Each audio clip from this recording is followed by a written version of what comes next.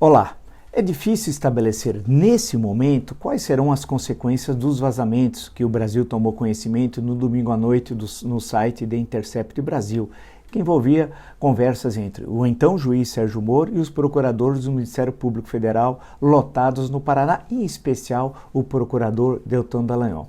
Não sabemos. Muitas variáveis podem ocorrer de forma surpreendente ou o assunto pode simplesmente estancar. Devemos lembrar que, e eu ressaltei isso desde o início, que os diálogos são indevidos entre o juiz e os procuradores. E isso está muito claro pela legislação brasileira. Basta consultar o Código de Processo Penal, artigo 254, inciso 4, isso está muito claro. Não é possível conversar com uma das partes da forma como o juiz conversou. Isso me parece líquido e certo, não adianta tergiversar, é líquido e certo. Agora, os adversários da Lava Jato, e são muitos, estão comemorando tal, e aí misturam alhos com bugalhos. E por quê? É importante lembrar que até hoje, nas condenações da Lava Jato, e não só no Paraná, foram 159 condenações. 159 condenações.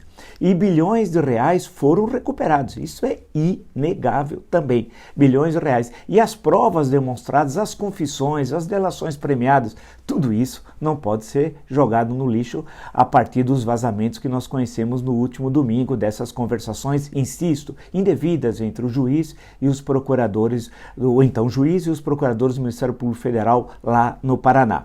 É importante também destacar que no caso em tela, no caso do Lula, do triplex do Guarujá, não só a segunda instância, o Tribunal Regional Federal da 4ª Região, confirmou a condenação do Lula, como ampliou a pena, que era de 9 anos e 6 meses, dados pelo juiz Sérgio Moro, né, para, isso é importante, 12 anos e 1 mês.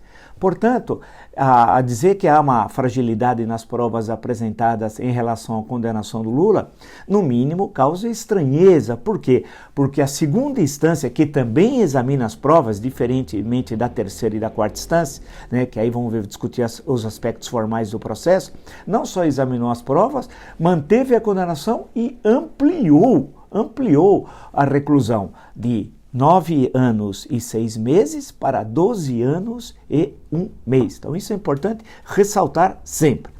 Os adversários da Lava Jato se manifestaram com enorme alegria. O PT era mais que esperado, dizendo foi um golpe, tudo foi um golpe, o que não é verdade, como nós sabemos. Mas o PT fez questão, dentro da sua linha tradicional, que tudo foi feito para prejudicar o Lula, para ele não ser candidato em 2018, etc, etc. A OAB, que serve como uma espécie de correio de transmissão, o Conselho Federal da OAB, como uma espécie de correio de transmissão do PT, idem, né? Deu declarações que eu duvido que as OABs dos estados referendariam. Duvido mesmo. Porque certamente elas não foram consultadas da forma como deveriam ser em assunto tão grave como esse e que nós sabemos até o momento muito pouco. Insisto, o STF, alguns ministros do Supremo Tribunal Federal, adversários da Lava Jato, também comemoraram e nós vimos vários deles alegres, especialmente o ministro Gilmar Mendes. E os advogados que defendem corruptos, idem, também comemoraram com muita alegria, achando que vai ser anulado tudo que não é verdade. E aí é o lado oposto, que nós trabalhamos uma relação binária no Brasil. Os fanáticos, uma espécie de matilha da internet, que não trabalham no campo racional, que diz, não, está sempre tudo certo que a Lava Jato faz. Tudo certo, não. As conversações entre o juiz, ou então o juiz e os procuradores, não é certo, viola a legislação brasileira, isso é muito claro, artigo 254, inciso 4 do CPP, por exemplo, entre outras violações. Esse diz, não, foi tudo uma armação, tudo isso foi construído pelo PT, não há nenhum erro, e, por fim, alguns mais exaltados diz, os fins justificam os meios. Espera aí, você violar a lei, achando que através dessa forma vai levar ao bem, falando numa linguagem mais vulgar, pode ser que numa outra vez a violação da legislação existente possa levar, usando a linguagem vulgar, ao mal. Isso não é verdade, isso não se sustenta, isso não é correto tal. O Congresso Nacional está em relativo silêncio, mas vai ouvir o ministro Sérgio Moro na quarta-feira que vem, no dia 19, no Senado Federal. Vai ter muita confusão. Outros falam em ter renúncia de Sérgio Moro. Não é uma questão que se coloca também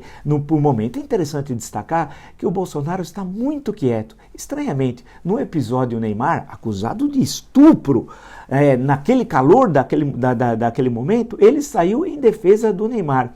E também lamentou a morte daquele MC Reaça, aquele que compara a feminista com cadela, né, e que tinha surrado a sua amante, que estaria, depois descobriu-se que não, mas que estaria grávida, que está até hoje internada pela surra que tomou pelo MC Reaça. Naquele momento, Bolsonaro saiu em defesa de Neymar e desse cidadão chamado MC Reaça, e não saiu até o momento publicamente, como deveria fazê-lo, caso confiasse efetivamente no ministro da Justiça, em defesa de Sérgio Moro.